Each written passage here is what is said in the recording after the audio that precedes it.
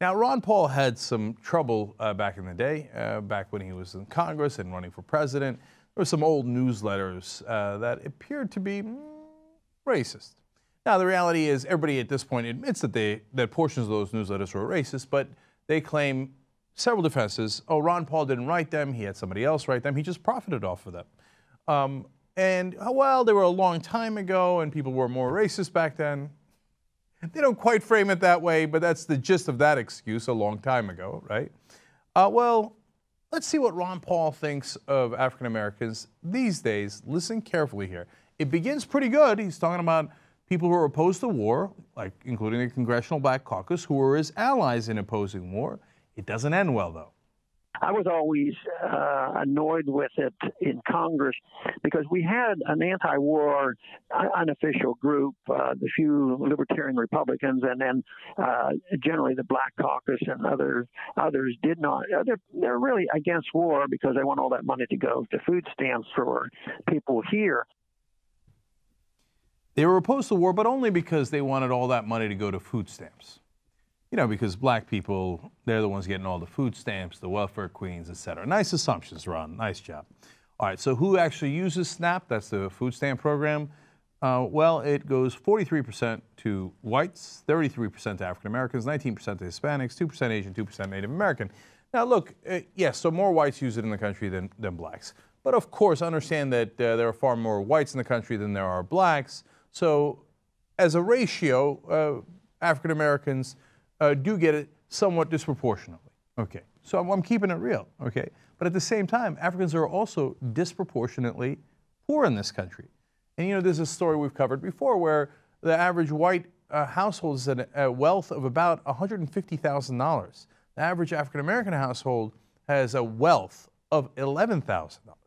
It's an enormous disparity.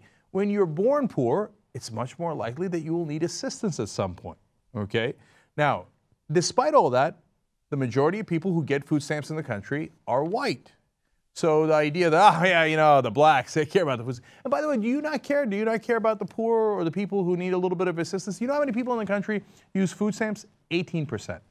And when they polled them, there were some differences between races we just showed you and Republicans and Democrats. But when they asked, what is your political ideology? It was exactly down the middle. 17% conservatives, 17% of conservatives use food stamps, 17% of liberals, and 17% of moderates use food stamps, which is exactly the national average, or very close to the national average.